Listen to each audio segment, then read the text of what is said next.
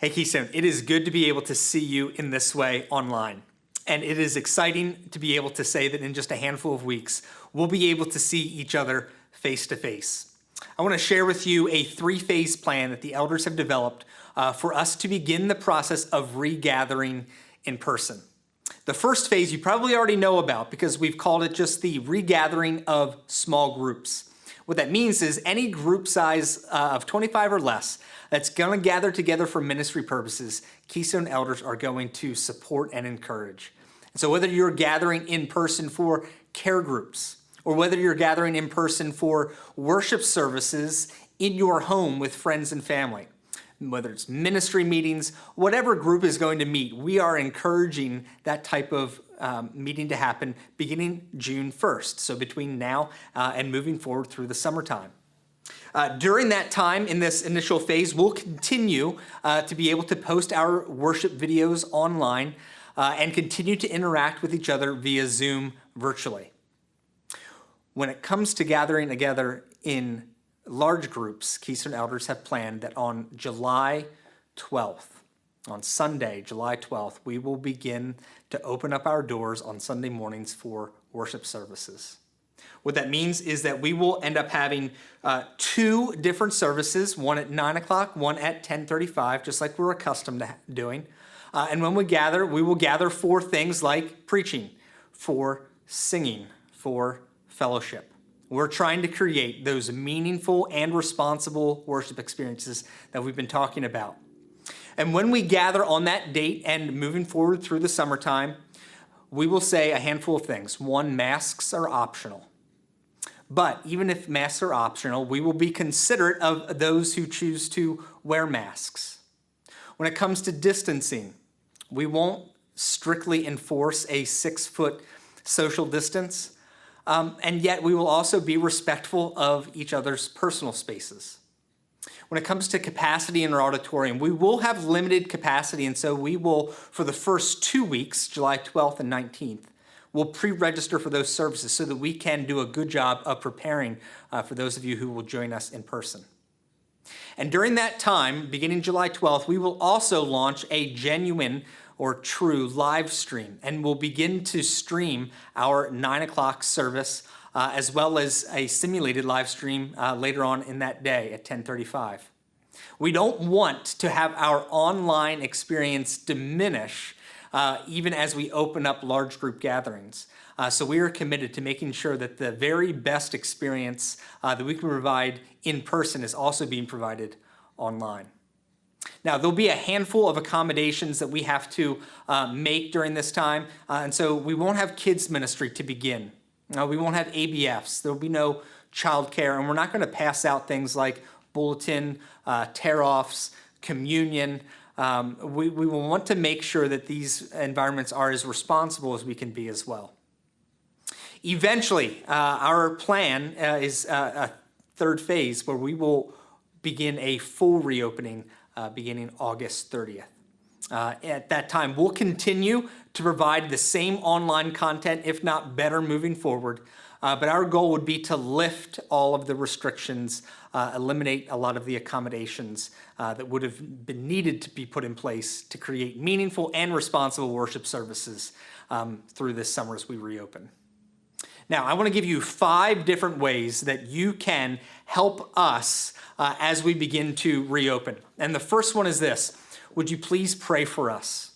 Pray for our unity as a church and pray for our health as a church. Being separated for this amount of time has been a strain on everyone in the body. A strain because from a relational standpoint, it's tough when we can't see each other face to face. And I know that there are a variety of fears and opinions that have the potential to wedge their foot into our lives and end up trying to divide us. And so would you be praying that God would continue to sustain us during this time of regathering? The second thing that you can do, we would love for you to connect with us in small groups and in large groups when you're ready. We know that not everyone is going to be ready to do that right away, but we also know that God has created us to live and grow in relationships. And we would be willing to celebrate the fact that in a lot of ways, the technology to meet online is able to be a good stand-in for things like preaching and prayer. I have thoroughly enjoyed my time to be able to worship together online, to pray with you online. But there are areas of that virtual experience that leave me wanting more, particularly when it comes to singing, when it comes to fellowshipping. And so when you're able, we would love for you to maybe begin in small groups. And so that might mean meeting together in person with your care group. That might mean starting a new group that's not met before, just through this season. It might mean inviting friends and family into your home for worship services, maybe up through July 12th, maybe even into the future, so that you can begin to experience the joy of the relationships that God has put us in. And when you're ready to begin to gather in person again at Keystone, whether on July 12th or some other time moving forward, we want to encourage you to come out when you're ready to do so. So connect with us in small groups or large groups. The third thing that we would love for you to do to help us as we regather is to be considerate and be respectful of everyone else as we regather. One of the things that I've been reminding staff in particular and our elders is that there are a lot of really wise and loving decisions that we might not be aware of that would encourage someone to be more cautious about regathering.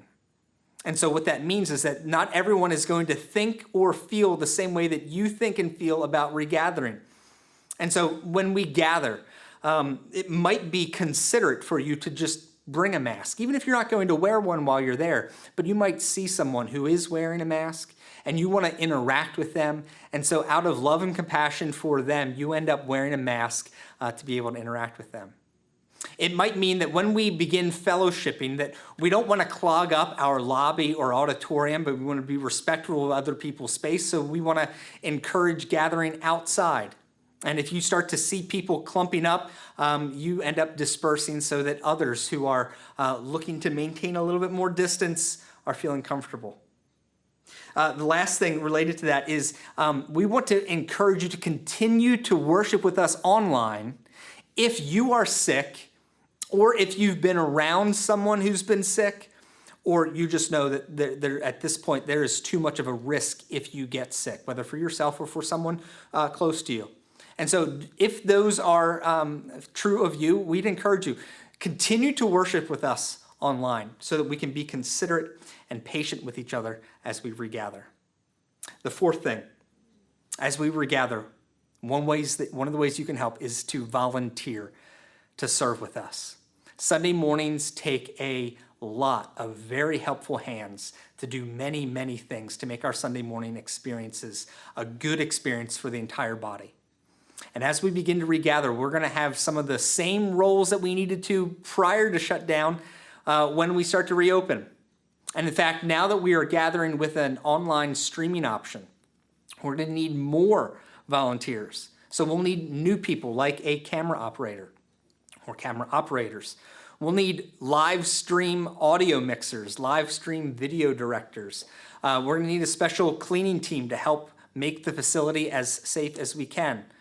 And so if you are willing to serve, and willing to serve right away, beginning July 12th, we want to know so that we can have you help us in our process to reopen. If you go to keystonechurch.org/serve and just complete that little survey that's there so that we could know who to contact about positions like greeters, ushers, parking lot attendants. When it comes time to do anything on a Sunday morning, we need and love the hands of volunteers. The fifth and final way that you can help us as we regather is to continue to reach out to encourage and care for our friends and family at Keystone. Until we're able to gather all together again, it's going to be extremely difficult to care for the needs of one another. And we care for the needs of one another at Keystone through the needs of lots of people at Keystone reaching out. And it's tough to be able to do that when we can't see each other.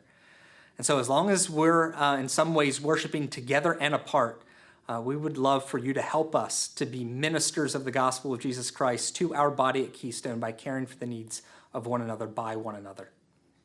I'm looking forward to being able to see you face to face, whether that's July 12th August 30th, or when you're ready to regather, we are excited to be able to worship with one another. Looking forward to that in the future.